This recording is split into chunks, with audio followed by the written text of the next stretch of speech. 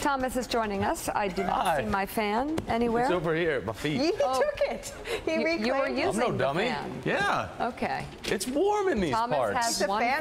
man. Yes, Okay, I am, joining us Nicole. now with the first look at the new issue of Time magazine, the Washington bureau chief for Time, Michael Scherer. Michael, you've got the cover story. Who is the most interesting man in politics? Randall Howard Paul, the junior senator from Kentucky. Really, and why?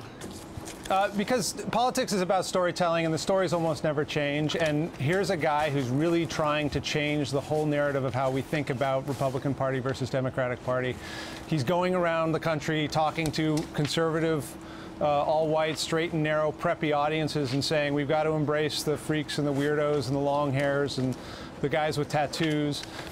He's going, like other Republicans have done unsuccessfully, to minority communities saying, I want to do a bunch of things you haven't heard Republicans say in the past need to be done. He's going to young people around the country. And more important than that, I think, is that Republicans, he's not the first person to try and color outside the lines, but Republicans, because they're in this sort of demographic bind, are actually listening to him, and he's got a soapbox and he's actually making changes. Well, what did you find surprising? Why did you find him to be the most interesting man in politics? What did you not know? I think there's a spending time with him, there's a strange contradiction. He's incredibly bold in his positions. He's also incredibly cautious and wary of the process. He's not a great campaigner yet. I think he can get better. But he's also, you know, the way in which he slices positions is actually very interesting. It's almost like you're interviewing him is like being in a graduate seminar on sort of how you can still be a conservative and hold these views without being inconsistent. To get from point A to point B, to explain himself, he doesn't really contradict himself, but it takes 3 or 4 jumps to really slice the issues he's after. And it's a far more intellectual approach to politicking than we've seen. We've sort of been watching him, Nicole. Just bottom line, your gut. Do you think he's viable? Well, when I saw that this was the most interesting man in politics, I said to you, yeah, I think he is. I was going to ask about, I don't know is the answer. I don't know if he's viable. He is so different from where the Republican Party tends to go. He scares me on foreign policy. So in my gut, at a moment when we're at war with ISIS, I'm scared that he wouldn't believe in a strong American role in that. So I don't know in my gut if he's viable, because I don't know how many Republicans feel that way. I don't know that Joe does even. But I was most intrigued that he just went to Ferguson and did a meeting in Ferguson.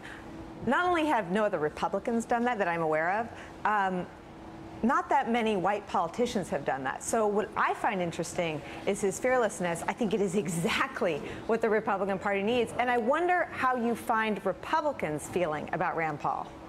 They're very excited, especially the younger crowds that I saw him with.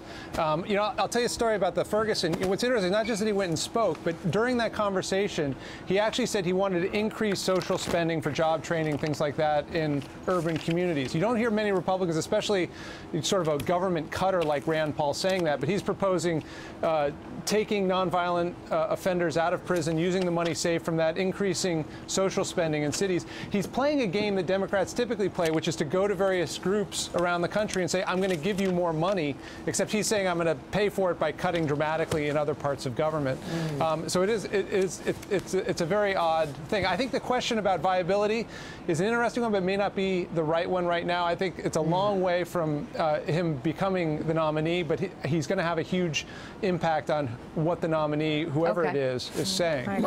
Michael, I get the you know, the most interesting man in politics, and I get all the interesting things he says and the places he goes that are very different from a lot of perceptions about Republicans. My question to you, maybe unanswerable, is what does this say about the rest of a very bland, cookie-cutter, consultant, brain-dead series of politicians on both sides of the aisles? That Rand Paul is the most interesting one.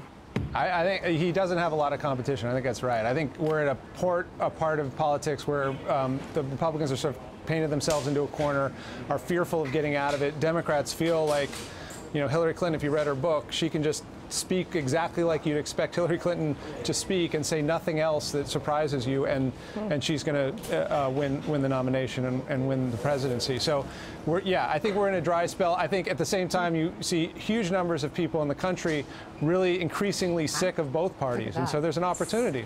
All right, we'll be looking for the new issue of Time. Michael Scherer, thank you so much. Thank you. Okay, I know. Did you see that poll? Yeah. We talked about this. That's shocking to me. Yeah. There are a couple others like that. Really? Uh-huh. But she didn't. Iowa was not the I know. easiest No, I place know. for No, her. I'm surprised about his number, not hers. Yes, exactly. That's why he's on the cover But I of think Time what Michael magazine. points out, when you start to drill down on social issues with Rand Paul, he's going to start to lose the otherness factor real fast. When you give money and cut money, you're helping and hurting the same population. Yeah. By the way, Michael can write. For sure. Yes, he can. For sure. All right, coming up, so many unanswered questions surrounding the Ebola crisis. Why wasn't the second healthcare worker quarantined? Why was she allowed to fly on a commercial plane? Are U.S. hospitals prepared to handle the virus? Who is in charge of the response? We're going to try and answer those questions for you straight ahead on Morning Joe.